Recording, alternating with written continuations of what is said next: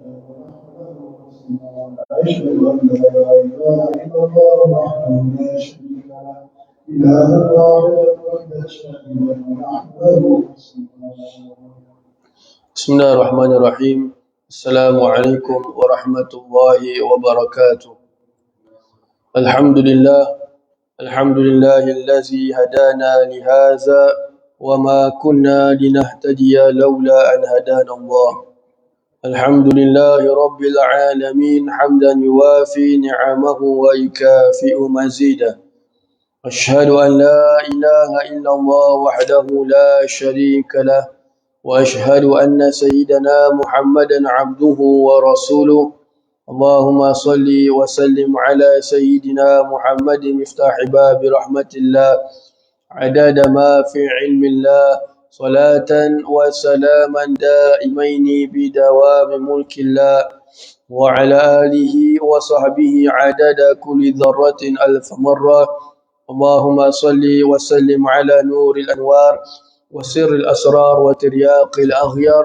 ومفتاح باب اليسار سيدنا ومولانا محمد المختار وآله الأطهار وأصحابه الأخيار عدد نعم الله وإفضاله سبحانك لا علم لنا إلا ما علمتنا إنك أنت العليم الحكيم رب اشرح لي صدري ويسر لي أمري واحلل عقدة من لساني يفقه قولي أستغفر الله العظيم الذي لا إله إلا هو الحي القيوم وأتوب إليه أما بعد.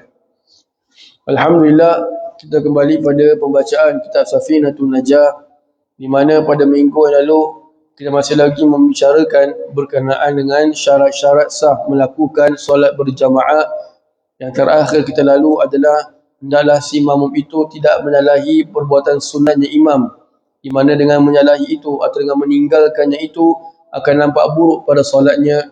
Contohnya seperti jika mana si imam itu melakukan sujud tilawah dan makmum tidak melakukannya, maka di sini dikatakan bahawasanya semayangnya si makmum itu batal. Samun dikatakan oleh pengarang di sini, Bismillahirrahmanirrahim, wa an yutabi'ahu, dan hendaklah si makmum itu mengikut perbuatannya si imam. Baik, apabila mengatakan berkenaan dengan mengikut perbuatannya si imam, iaitu makmum tidak boleh menyalahi perbuatannya si imam. Ini dari sudut perkara-perkara rukun, terutama berkenaan dengan takbiratul ihram. Kalau perbuatan yang lain, jika mana perbuatannya si makmum itu serentak dengan perbuatannya si imam, maka semayangnya makmum itu masih sah. Cuma hanya dikirakan sebagai makruh sahaja, kerana ia dituntut untuk mengikut imam, yakni imam buat dahulu baru makmum ikut. Tetapi jika mana perbuatannya itu serentak, hukumnya adalah makruh. Kecuali satu sahaja, jika mana makmum itu melakukan serentak dengan si imam, maka tak sah semuanya si makmum itu. Bila? Iaitu melakukan takbiratul ihram. Jika imam takbiratul ihram, imam masih belum akbar, belum habis bar lagi, dan makmum juga masuk sama-sama takbiratul ihram bersama imam, maka semayangnya makmum itu tidak sah. Kerana jika mana imam belum sempurna takbiratul ihramnya, bermakna imam belum start semayang lagi. Dia belum masuk dalam semayang. Jadi kalau imam belum masuk dalam semayang, makmum pula sudah mula takbiratul ihram, niat ikut imam, dia nak ikut imam siapa? Sedangkan imam tu belum masuk semayang. Ya, kerana imam belum sempurna takbiratul ihramnya. Jadi kalau si makmum itu serentak takbiratul ihramnya dengan si imam, maka semayangnya si makmum itu tidak sah. Kerana dia meniatkan untuk mengikut si imam. Adapun kalau dia semayang seorang diri, maka tidak mengapa. Dia semayang seorang diri, dia kat belakang seorang-seorang semayang dan imam pun semayang juga, maka hukumnya sah semayang si orang seorang itu. Tetapi kalau dia bersamaan takbiratul ihramnya dengan imam, maka semayang tidak sah. Jadi inilah 11 syarat. 11 syarat memastikan semayang berjamaah itu sah. Mestilah disempurnakan 11 syarat yang tertulis di sini. Baik, terlanjutkan. Bismillahirrahmanirrahim. Faslun suwarul qudwati tis'un tasihu fi khamsin. Qudwatu rajulin bi rajulin, wa qudwatu imra'atin bi rajulin, wa qudwatu khunsa bi rajulin, wa qudwatu imra'atin bi khunsa, wa qudwatu imra'atin bi imra'atin. Pasal sekarang ni pada menyatakan tentang gambaran sembahyang berjamaah. Apa yang dimasukkan gambaran sembahyang berjamaah? Ya, ini makmumnya jenis lain dan imamnya jenis lain, ataupun bersamaan jenis. Pertama, dia mengatakan di sini tasihu fi khamsin. Daripada 9 gambaran ini, yang sahnya itu hanya 5 saja. Pertama, qudwatu rajulin bi rajulin. Makmumnya itu lelaki dan imamnya lelaki, maka hukumnya sah. Kerana sama dia punya status. Sama. Yang kedua, makmumnya itu perempuan dan imamnya lelaki, maka ini memang sah. Kerana itu lebih sempurna. Subhanallah. Yang ketiga, wa qudwatu khunsa bi rajulin.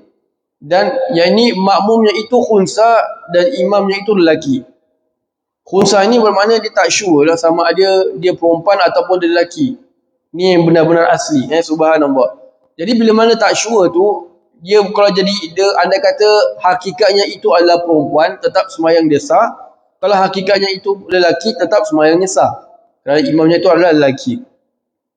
Yang keempat, wa qudwatu imra'atin bi khunsa. Makmumnya perempuan dan imamnya itu khunsa. Sembahyang dia sah. Kerana yang kat depan tu, yang imam tu tak sure sama ada lelaki ataupun perempuan. Yang belakang ni confirm perempuan. Yang imamnya ni, kalau andai kata imamnya itu hakikatnya adalah lelaki, maka tetap dia sempurna. Dan andai kata kalau imamnya itu perempuan, maka tetap sembahyang itu sah. Baik. Yang kelima, wa qudwatu imra'atin bi imra'atin.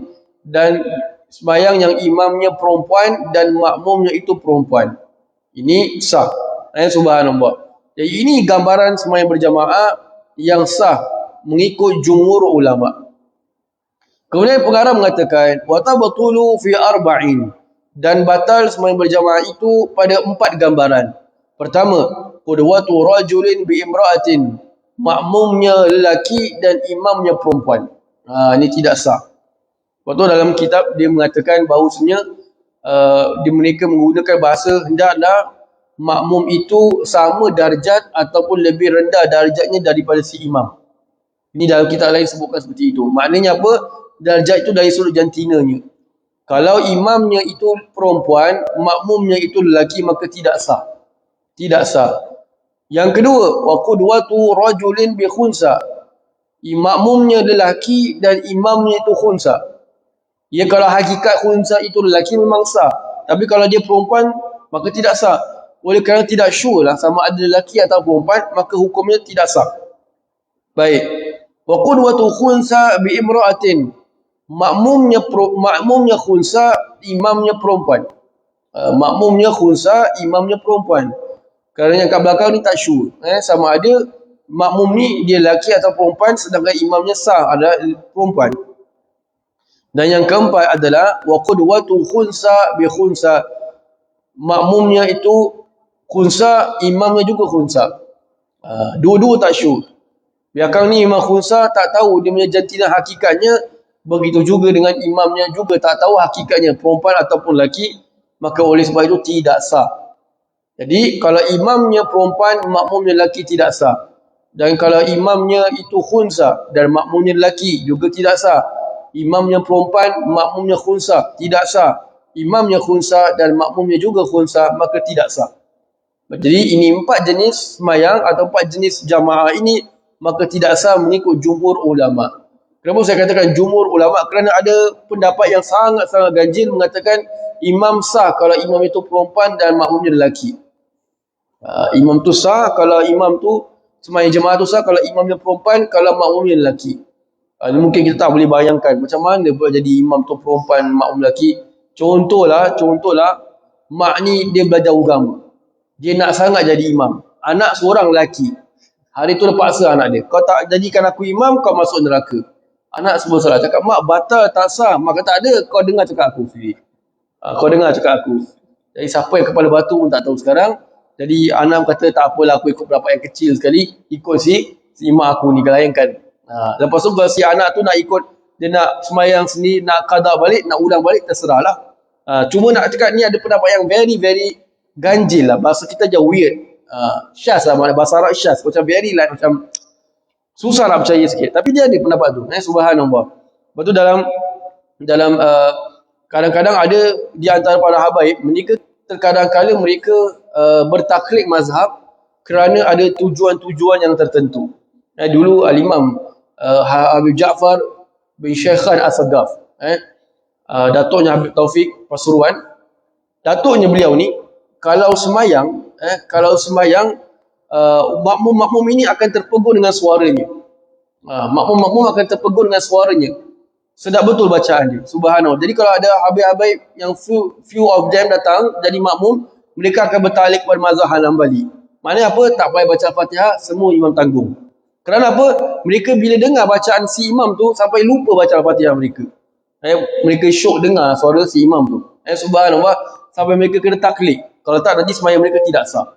Subhanallah. Jadi saya cuma beritahu sajalah, andai katalah kalau kita dengar ni tak ada, mak ni kata betul dia nak jadi imam, maka layankan pun tak apalah. Subhanallah.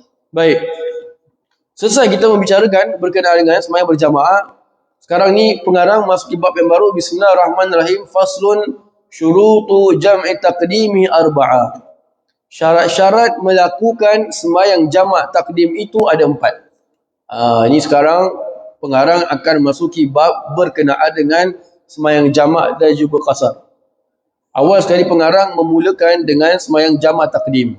Sama ada jamak takdim itu adalah jamak takdim yang dikasarkan, iaitu yang dijadikan 2 rakaat, ataupun sembahyang jamak takdim itu sembahyang jamak yang sempurna. Subhanallah. Jadi bila dia mengatakan berkenaan dengan jamak takdim ini hanya boleh dilakukan berpasangan. Maknanya apa? Pasangan sembahyang itu kalau zuhur itu dengan asar, maghrib dengan isyak. Zuhur dengan asar, maghrib dengan isyak. Tak boleh asar pergi maghrib, isyak pergi subuh, subuh pergi zuhur, tak ada. Kalau subuh memang boleh jamak, semua sembahyang dia jamak. Hari-hari saja aku jamakkan subuh aku pergi zuhur. Ataupun ditakdimkan zuhur pergi subuh. Subhanallah. Jadi subuh ni satu je, dia tak boleh jamak, dia tak boleh qasar. Adapun sembahyang yang lain, zuhur itu partner dengan asar. Dia tak boleh asar tu partner dengan maghrib dan ataupun sebagainya. Dan isyaknya itu adalah berpasangan dengan waktu maghrib. Jadi sekarang ni pengarang akan memasuki bab berkenaan dengan syarat-syarat melakukan sembahyang jamak takdim. Pengarang mengatakan syurutu jam'i taqdimi arba'ah. Syarat-syarat melakukan sembahyang jamak takdim itu ada 4. Al-bada'atu bil ula. Yang pertama adalah memulakan dengan solat yang pertama. Jadi kalau kita mentakdimkan sembahyang asar pergi sembahyang zuhur, sembahyang isyak pergi sembahyang maghrib, wajib untuk kita mulakan dengan sembahyang zuhur dahulu. Begitu juga dengan maghrib, wajib dahulukan maghrib. Tak boleh buat sembahyang asar dulu, buat sembahyang zuhur. Hukumnya tidak sah.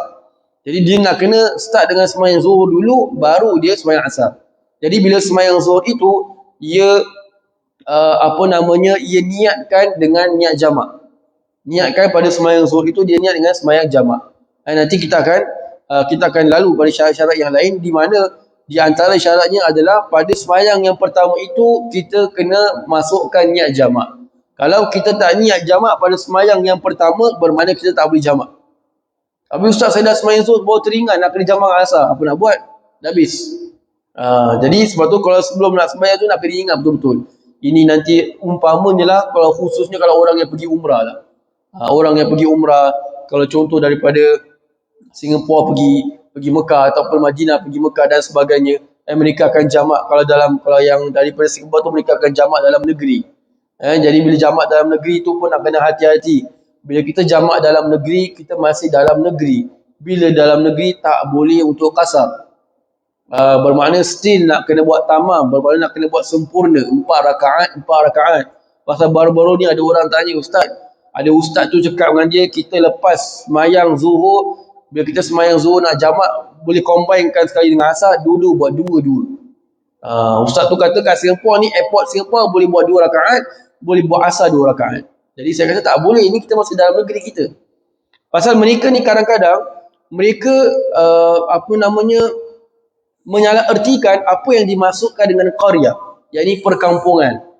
Jadi to them ada yang mentafsirkan, yang mengertikan jamak perkampungan ni bermakna kalau Tampines pergi Bedok dah boleh qasar.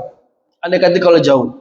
Jadi kalau Tampines pergi Woodlands ataupun Bedok dah pergi Woodlands jalan jauh, siang-siang sebelum keluar Bedok tu Keluar je beli Yunus, kau dah boleh kasar kat situ. Bagus. Kalau kita susah lah gitu. Kejap-kejap main kasar. Tak semayang tak, saya dah kasar dah. Kasar, baru dalam negeri, belum keluar mana-mana.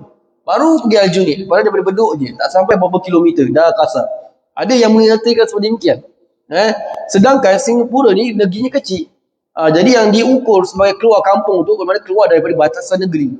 Kita dah lepas checkpoint, Hulen, Tuas, baru kita dah boleh kasar.